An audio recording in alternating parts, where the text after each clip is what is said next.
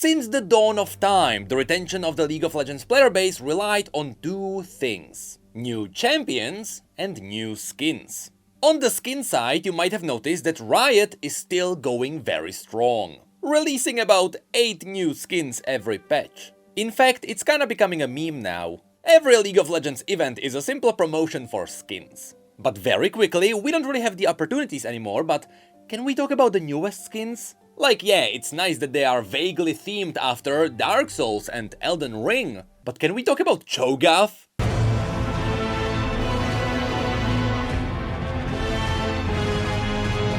This has to be one of the most creative skins in the entirety of the game. Anyway, besides skins, when it comes to the new champions, they are simply not as exciting as they used to be. And Riot realized this. Which is why, very recently, we got the news that Riot will be changing things seemingly in a drastic way. And honestly, it feels like a change for the better. So, let's talk about it. In case you haven't seen our last video, Riot gave us a pretty decent update as to what's happening with League next. They are investing more into ASUs, with the next two being Lee Sin and Teemo. I think everyone is happy about that one. They are adjusting champion pricing. They have iterations on ARAM, including the ARAM Clash Return. When it comes to lore, we still got nothing. After much begging and crying from the PC community, some Wild Rift exclusive skins will be ported over. And also, League's source code was stolen. But most importantly, they confirmed that some of the people who were previously working on new champions were now moved onto game modes. And this is something a lot of people glanced over, even though this seems to be a big deal. So let's talk about what this change really means. As I mentioned, on top of new skins, in the past, League was heavily driven by new champions. And back then, it worked. Especially back when you had like 60 champions. Statistically, under the assumption that every champion was played at the same rate, a new champion would affect at least one of every 6 games or so. And even then, a new champion doesn't affect the game that much. Anyway, the point is, a new champion felt a lot more significant when the champion roster was smaller.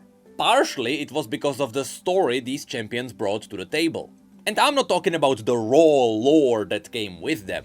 When we only had 60 champions, and I'm using the word only loosely here, people simply cared more because there was less champions to keep track of. So when a new champion was released, people still had a bit of brain capacity to learn about the new champion's character. Fast forward to today and the number of champions almost tripled. This means that over the years, the champion pool started getting watered down more and more. With every champion, it was another unique character. Which is good from the story's perspective. But from the perspective of the casual audience, they would eventually get to a point where they just wouldn't care anymore. And the exact same thing is happening on the gameplay side. At the beginning, a new champion usually brought new tools to the table. Like, remember when Xerath was released? He became one of the first artillery mages in the entire game. He pretty much introduced a whole new type of a champion. So when he was released, he felt really impactful. And later, as more and more champions were released, more and more of these gameplay holes were filled up. And League's overall roster became fleshed out. Which slowly started becoming a problem. Because when you already have a fleshed out, diverse pool of playable champions, adding in a new champion on top of that does nothing. Because at that point, the chances are the champion has the same tools as multiple other champions already in the game. And especially now that we have 162 champions, what new can you realistically give us? Which means that over time, people became less and less interested in new champions. It didn't happen in a burst. It's not like people became sick of new champions overnight. It was a slow decline. And hilariously enough, I know what it looks like, but if you have a look at the past champion releases, the breaking point was Seraphine. Now, I'm not saying that Seraphine was the source of all evil, but it is a pretty funny coincidence. Before her, we got champions like Set, Aphelios and Yone. Champions who definitely got some hate for not being balanced, but that's not what we're talking about now. For the most part, these champions became popular for their gameplay and their aesthetics. After them, we got Samira, who was definitely frustrating, and I believe she's the one who cracked the community a little bit. But then we got Seraphine, where a lot of people argued that she was a mesh of all sorts of other champions. And people didn't really like her character.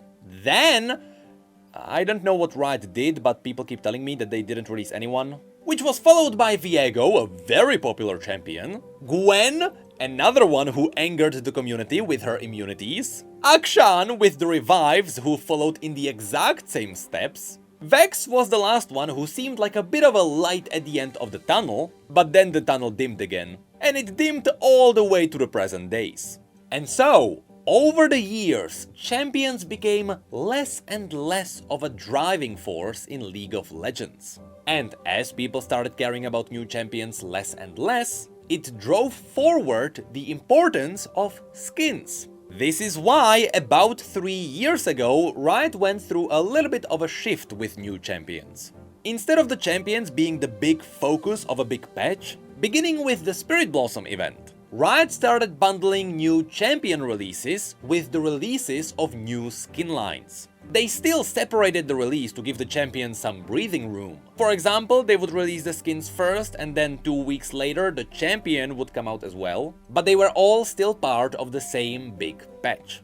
And apparently, this shift in marketing was a bit of a success. It seems like champions released as a part of an event did get a bit of a boost. With the only recent champion who did not do this being Renata, who got a skin that was unrelated to anything. But the problem with this kind of marketing is that if the event is not good, it will drown the champion even more. And unfortunately, Star Guardians proved this. When Star Guardians 2022 released, two things happened. First of all, everyone knows that the event wasn't received well.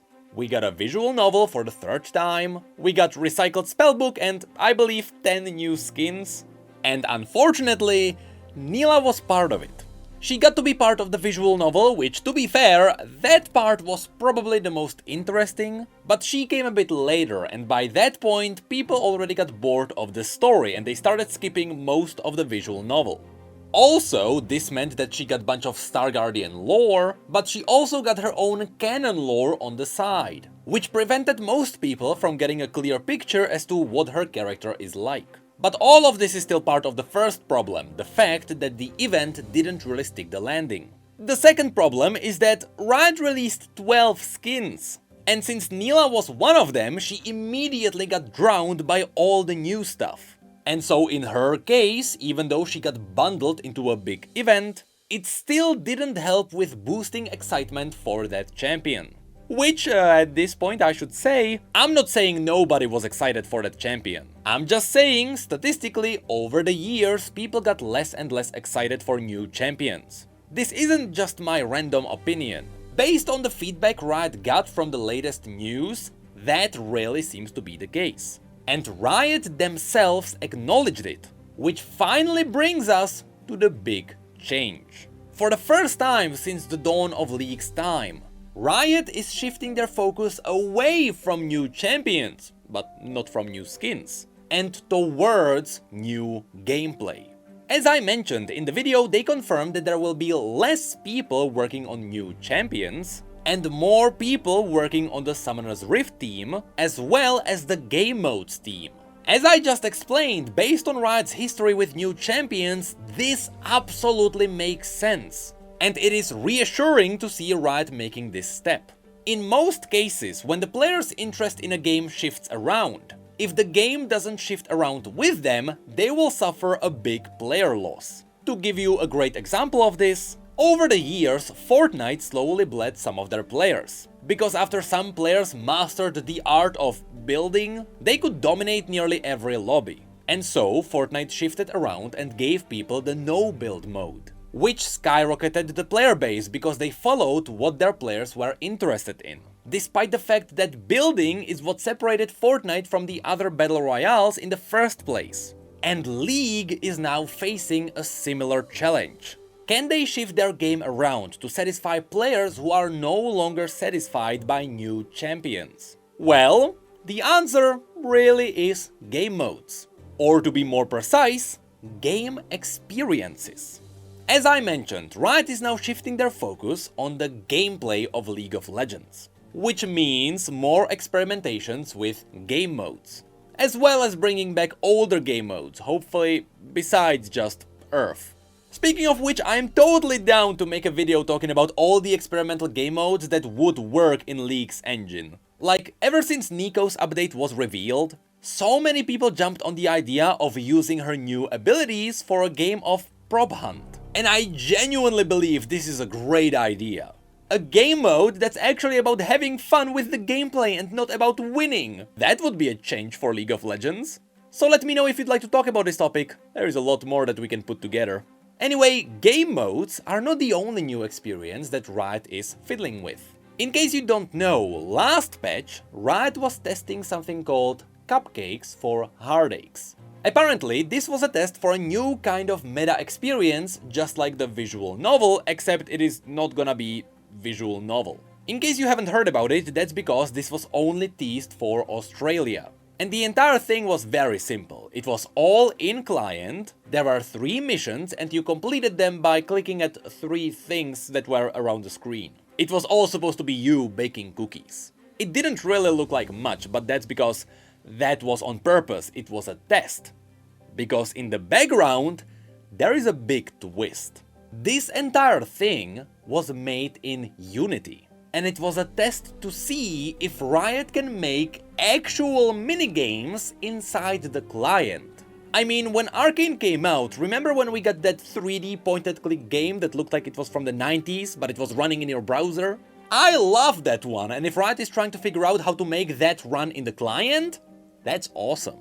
I have to say, after I started diving into the rabbit hole that Genshin is, I noticed that they have a new gameplay event like every 2 weeks. And it goes from crazy battle events, to massive puzzle minigames, to apparently prop hunting, and even fighting with beetles. And honestly, that's what League should be aiming for. Hooking people with innovative gameplay, not just sprinkling some champions on an already baked cake. After all of this news, I am now confident that Riot is actually working on something great. But the issue is that this will probably take time before they implement something. Which could be pretty bad, because it seems like the community really doesn't have patience anymore. And so really what's gonna happen in the upcoming months might dictate what's gonna happen to League in the future. Thankfully, on one side, Riot Forge is always ready to save everyone.